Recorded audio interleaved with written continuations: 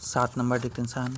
उपाध्यक्ष महोदय, वित्त मंत्री को देश की आर्थिक स्थिति और गरीबी के संबंध में जितनी जानकारी प्राप्त होती है उतनी किसी अन्य मंत्री का संभव नहीं होती।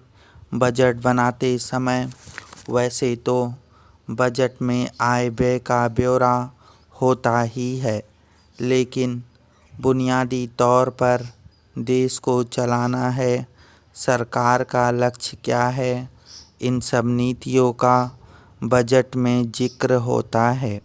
हमारे वित्त मंत्री चाहे जिस पद पर भी रहे हों, वे मुख्यमंत्री रहे हों या केंद्रीय सरकार में रहे हों, उन्होंने शानदार काम किया। जिस समय उन्होंने बजट पेश किया उस समय देश का और ख़ास तौर से गरीबों को उनसे बहुत सी आशाएं थी। देश में लगभग 6 लाख गांव हैं।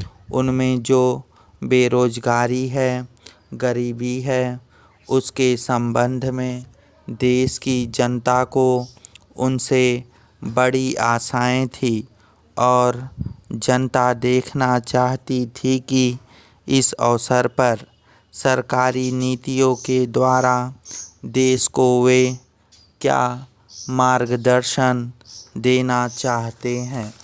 इस दृष्टि से 3 महत्वपूर्ण बातें इस समय देश के सामने थी। देश का आर्थिक विकास तेजी से हो, अधिक लोगों को काम मिल सके और मूल्यों में स्थिरता आए।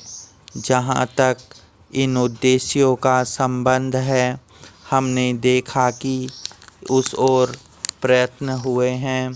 ख़ास तौर से गरीबी हटाओ के संबंध में इस देश में चर्चा चल रही है।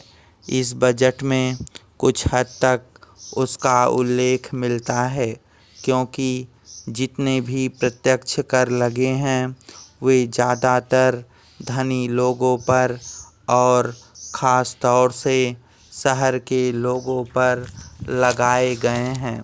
इस तरह से जो एक प्रकार की आर्थिक असमानता हमारे देश में चल रही है, उसको दूर करने का प्रयत्न अवश्य किया गया है।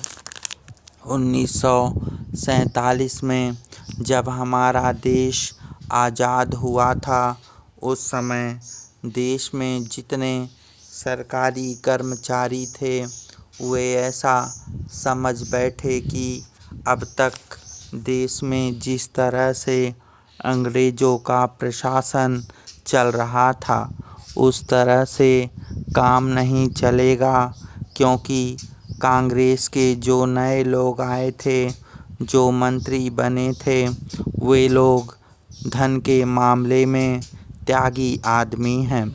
धन से उनको मोह नहीं है, लेकिन बाद में उन्होंने देखा कि हमारे मंत्री लोग भी उसी तरह से शानदार जीवन पसंद करने लग गए जिस तरह से अंग्रेज करते थे। शानदार श बनाए न दार धार का चिन्ह, शानदार।